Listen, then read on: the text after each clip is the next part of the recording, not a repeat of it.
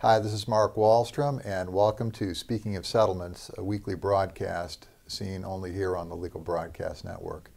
Well, this week I'm going to discuss a few things related to structured settlements. There's a lot going on in our industry and our profession. We've got the annual meetings coming up for the SSP and for NASTA. But what I'd really like to do as sort of a prelude to a speech that I'm going to be giving in April is begin to discuss what is wrong with structured settlements. A few years back, there was a very popular book on the New York Times by the author Thomas Frank entitled What's the Matter with Kansas? Well, I'm going to be discussing what's the matter with structured settlements, because there is something fundamentally wrong with our industry and profession right now, and the numbers prove it. Just a few weeks ago, Pat Hindert on his S2KM blog, which is another very well-written and long-standing publication and blog here in the structured settlement profession, Pat published some really interesting information and some numbers that have been collected as far as what annuity premium is and what business has been written. And I was really kind of shocked looking at, I shouldn't say shocked, but surprised at how much our business has declined over a period of time and some of the real quantifiable, measurable numbers. And this was, he was referencing a report by Melissa Evola, who was the president of Structured Financial Associates. And in this report, they took a look at the 2011 production for structured settlements, which came in less than $5 billion. According to the report, right around $4 billion, I should say, 974,000. This compares with 2008, which $6,226,000. Now, as we know, 2008 was a tumultuous year, a year in which the financial markets melted down, and it represents an almost 20% decline from that period of time. And even just this last year, we declined 10% from the prior year. So we're looking at very steady, consistent declines in our premium year after year. And many people kind of attribute this to interest rates. They say, well, interest rates are low. You know, it's a difficult time. We can't sell in a low interest rate environment. And yeah, that's true. But we have to remember something. Everybody else is in a low interest rate environment. You know, we don't operate in a world of isolation or in a financial vacuum. Everybody's dealing with the same situation. And in fact, when you look at the numbers, the average 30-year Treasury bond or Treasury bond rate in 2011 was 3.92%.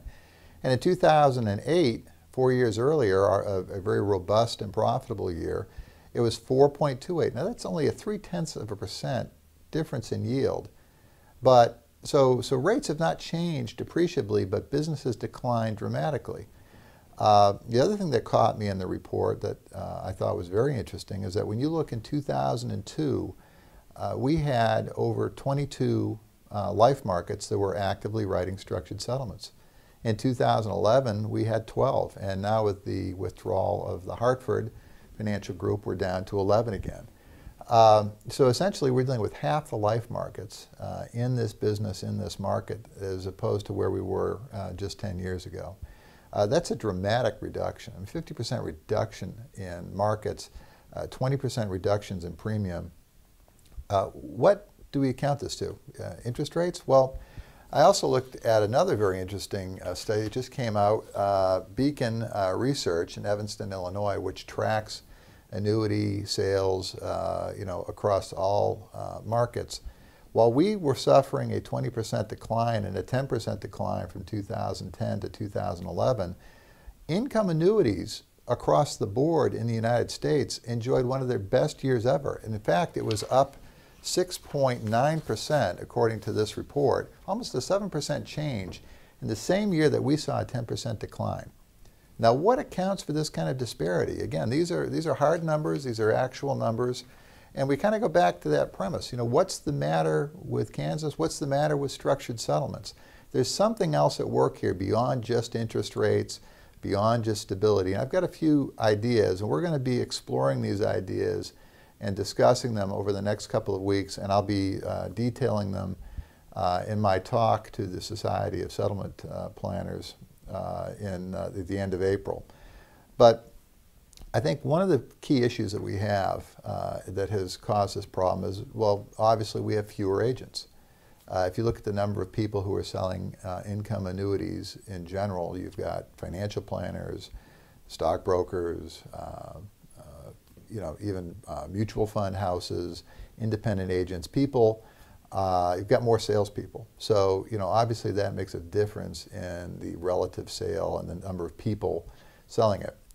Our business has contracted. The number of agents in our business, I believe, has contracted quite appreciably. The number of life companies and people engaged in our business is down 50% in the last 10 years at the life company level. That has an impact. That has a powerful impact in the number of people who are out there promulgating the message, promoting sales, and advocating sales. So that has one part of it. But I think, my general premise here is that we've lost a battle. And just as Thomas Frank's book looked at how the conservatives or the conservative coalition had, over a period of time, transformed Kansas from a populist left wing, I should say, hotbed in the early part of the 20th century to an extremely conservative, extremely Republican state that it is now, and it was at the time of his book.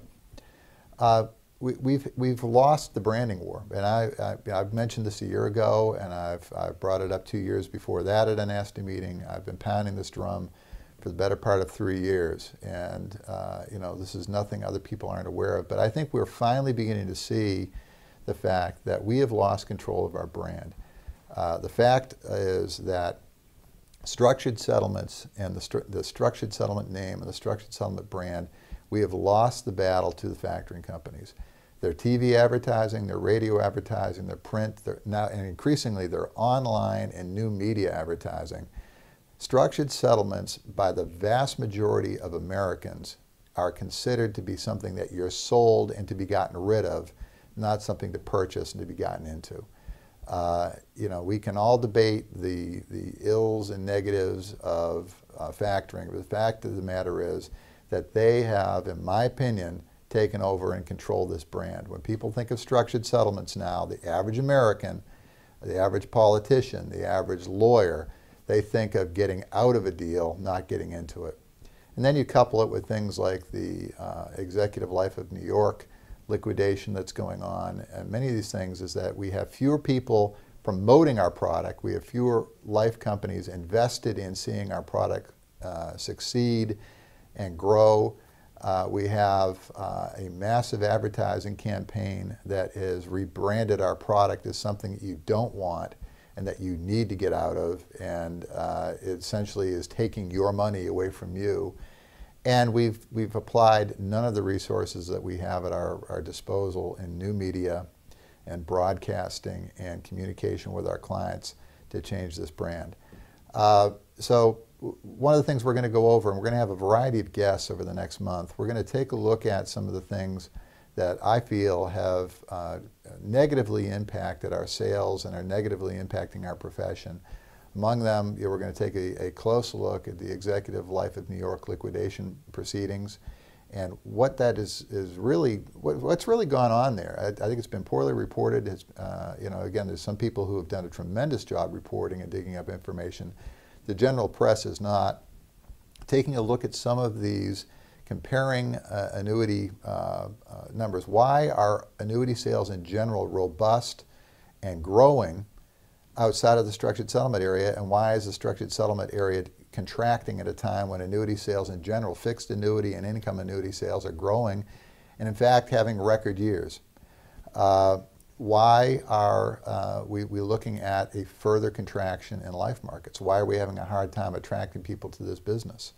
Why can't we get more professionals into this business? And I would, and again, we'll go into a lot of this, but this is what happens when a cartel begins to crumble. And we've had a very tightly controlled business. We've controlled entry into our business. We've controlled access to our product.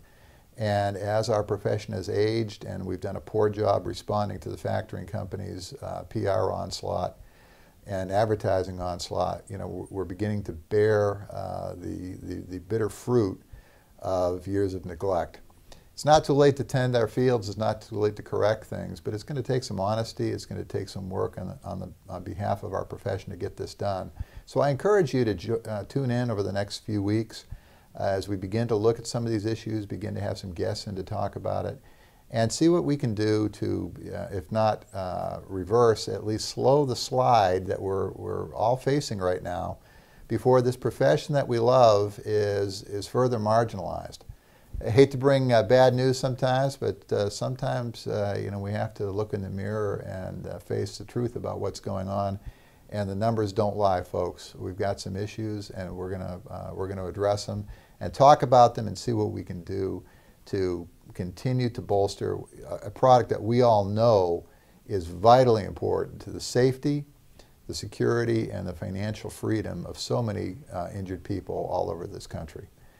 My name is Mark Wahlstrom. Thanks for joining me this week. I look forward to having you join me again next week here on the Legal Broadcast Network.